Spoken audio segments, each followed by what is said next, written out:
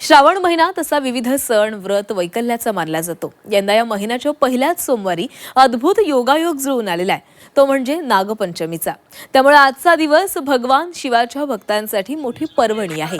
हीच पर्वणी साधण्यासाठी भाविकांनी महादेव मंदिरात दर्शनासाठी मोठी गर्दी केल्याचं पाहायला मिळतंय। दिवसाची सुरुवात देवदर्शनानं व्हावी म्हणून भाविकांनी पहाटेपासूनच मंदिराबाहेर रीघ लावल्याचं पाहायला मिळतंय। राज्यासह देशभरातील महादेवाची मंदिरं भाविकांनी अक्षरशः फुलून गेलेली आहे। तर हे दृश्य आपण पाहतोय नाशिक मधलं त्र्यंबकेश्वर, पुण्यामधलं भीमाशंकर, बीडमधलं परळी वैजनाथ, छत्रपती संभाजीनगर मधलं घृष्णेश्वर आणि हिंगोलीमधलं औंढा नागनाथ यासह अनेक मंदिरांमध्ये आज भाविकांची गर्दी पाहायला मिळते। आज श्रावणातला पहिला सोमवार आहे, सोबतच आज नागपंचमी देखील आलेली आहे। त्यामुळे भाविकांनी सकाळपासूनच दर्शनासाठी महादेवाच्या दर्शनासाठी रांगा लावलेल्या आहेत। त्यामुळे झी 24 तासवर महाराष्ट्रातील ज्योतिर्लिंगांचं दर्शनही आता झी 24 तासच्या प्रेक्षकांना करता येतंय।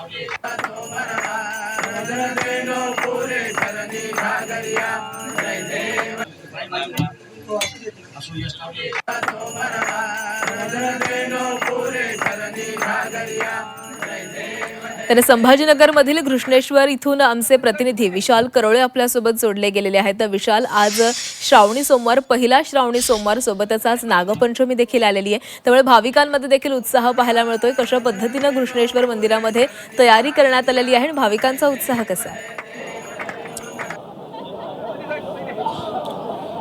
अगदी खरं आहे प्राची, आज पहिला श्रावण सोमवार, पवित्र श्रावण महिना आणि त्यामुळे निश्चितपणे महादेवाच्या दर्शनासाठी आज भाविकांची अलोट गर्दी व्हायला सुरुवात झाली आहे। सोबतच नागपंचमीचा योग आला आहे, त्यामुळे निश्चितपणे दृश्याच्या माध्यमातून मी दाखवतो तुम्हाला की 12वं ज्योतिर्लिंग असलेल्या घृष्णेश्वर मंदिरात मध्यरात्रीपासून भाविक अशा पद्धतीनं रांगा लावून इथं आलेले आहेत। खरं तर मंदिर भाविकांसाठी हे मध्यरात्री उघडण्यात आलं। एरवी हे मंदिर पहाटे उघडतं, मात्र भाविकांची गैरसोय होऊ नये यासाठीची ही सगळी दक्षता घेण्यात आल्याचं चित्र आपल्याला पाहायला मिळतंय।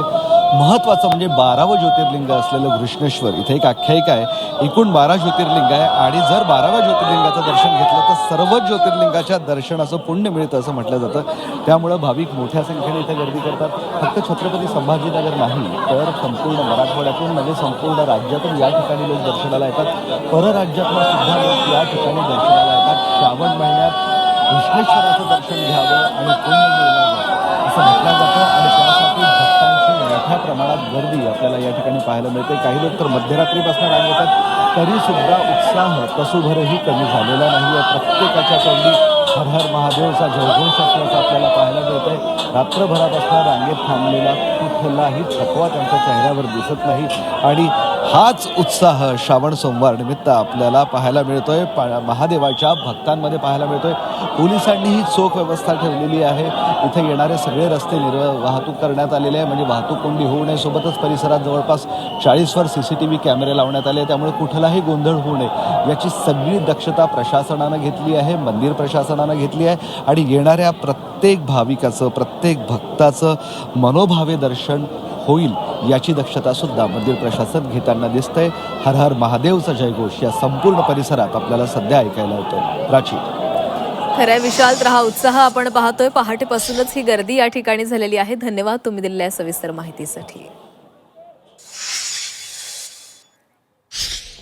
आणि सध्याची दृश्य आपण पाहतोय मुंबईतल्या बाबुलनाथ मंदिरामधली आहेत। मुंबईतलं हे सर्वात जुन्या मंदिरांपैकी एक मंदिर आहे आणि इथं भगवान शंकराची स्वयंभू पिंड देखील आहे। त्यामुळे या ठिकाणी भगवान शंकराच्या दर्शनासाठी पहाटेपासूनच रांगा लागलेल्या आहेत आणि हे दृश्य तिथली आपण पाहतोय। आणि यानंतर या संदर्भात बोलणार आहोत, आमचे प्रतिनिधी ओम देशमुख आपल्यासोबत जोडले गेलेले आहेत। ओम, तुम्ही बाबुलनाथ मंदिरामध्ये आहात, आपण दृश्यांमध्ये पाहतोय भाविकांची या ठिकाणी रीघ आहे। पहाटेपासूनच भाविकांनी रांगा लावलेल्या आहेत। मुंबईतलं हे सर्वात जुनं मंदिर आहे, कशा पद्धतीने त्या ठिकाणी तयारी करण्यात आलेली आहे?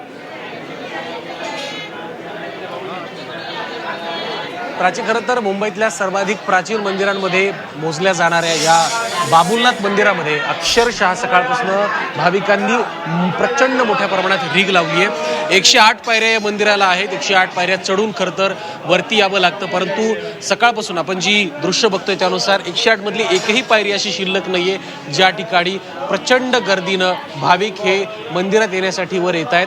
आपण ही दृश्य खरं तर झी 24 तासच्या माध्यमातून पाहतोय. श्रावणी सोमवार खरं तर पहिला महिन्यातला हा पहिला सोमवार, त्यातल्या त्यात नागपंचमीचा असा हा दुहेरी मुहूर्त आणि मुंबईकरांची विशेषत्वानं दक्षिण मुंबईतल्या शिवभक्तांनी मोठ्या प्रमाणात या ठिकाणी गर्दी केल्याचं आपल्याला पाहायला मिळतं. प्रत्येकाच्या हातात खरं तर महादेवाला अर्पण करण्यासाठी जल आणि जलाचा लोटा आहे. भाविकांनी या ठिकाणी मोठी गर्दी केलेली आहे. खरं तर एक खूप जुनं आणि पुरातन मंदिर म्हणून या मंदिराकडे पाहिलं सुद्धा जातं आणि दक्षिण मुंबईतली जी काही महत्त्वाची मंदिरं आहेत त्यामध्ये बाबुलनाथ मंदिराचा समावेश होतो. मोठी आख्यायिका सुद्धा या मंदिराची आहे आणि एकंदर मुंबईतल्या सांस्कृतिक वैभवामध्ये भर पाडणारं मंदिर म्हणून देखील या बाबुलनाथ मंदिराकडे पाहिलं जातं. खरं तर प्रशासनाच्या दृष्टीने आपण जर पाहायला गेलं तर मोठ्या प्रमाणात बंदोबस्त देखील तैनात करण्यात आला. विविध प्रकारची बॅरिकेटिंग असेल किंवा खालच्या जिथून खरं तर मंदिराची मुख्य एंट्री आहे या परिसरामध्ये मोठ्या प्रमाणात पोलिसांचा फौजफाटा देखील आहे. कुठलाही प्रकार घडू नये यासाठी पोलिसांकडनं दक्षता सुद्धा घेतली जाते. पण मुळातच शिवभक्तांकडनं कुठलीही अनुचित कृती ही होत नाही हे दरवर्षीचं खरं तर हा रेकॉर्ड आहे. त्यामुळे सकाळपासून सुरू झालेली ही गर्दी या ठिकाणी आपल्याला दृश्यांमधून सुद्धा आता आपण पाहिली असेल की कशा प्रकारे शिवभक्त या ठिकाणी दाखल होत आहेत. एक एक करून आता खरं तर काही वेळापूर्वी या ठिकाणची जी दर्शन होतं ते काही काळासाठी थांबवण्यात आलं होतं, कारण मोठ्या प्रमाणामध्ये भाविक भक्तांची रीग या ठिकाणी आहे आणि कुठेतरी प्रशासनाची सुद्धा तारांबळ उडताना पाहायला मिळत होती. त्यामुळे आता टप्प्याटप्प्यानं काही मिनिटांनंतर जो दर्शनाचा फ्लो आहे तो थांबवला जातो आणि त्यानंतर हा सगळा जो फ्लो आहे तो क्लिअर झाल्याच्या नंतर भाविकांना दर्शनासाठी सोडलं जाते. त्यामुळे बाबुलनाथ मंदिर जे खरं तर दक्षिण मुंबई आणि विशेषतः मुंबईतलं एक महत्त्वाचं प्राचीन मंदिर समजलं जातं, त्या मंदिरात शिवभक्तांनी केलेली ही गर्दी निश्चितच त्यांच्या भावनिकतेचं आणि भाविकतेचं दर्शन घडवून देणार आहे. त्यामुळे हा पुढचा महिना खरं तर बाबुलनाथ मंदिरात मोठ्या प्रमाणात गर्दी सुद्धा असणार आहे. त्यामुळे भावी भक्त कशा प्रकारे आपल्या महादेवाला हे त्यांची भावना आणि खरं आहे ओम. तर आज पहाटेपासून ही गर्दी झालेली आहे आणि दिवसभर महादेवाच्या दर्शनासाठी ही गर्दी अशीच सुरू राहणार आहे. धन्यवाद दिलेल्या माहितीसाठी.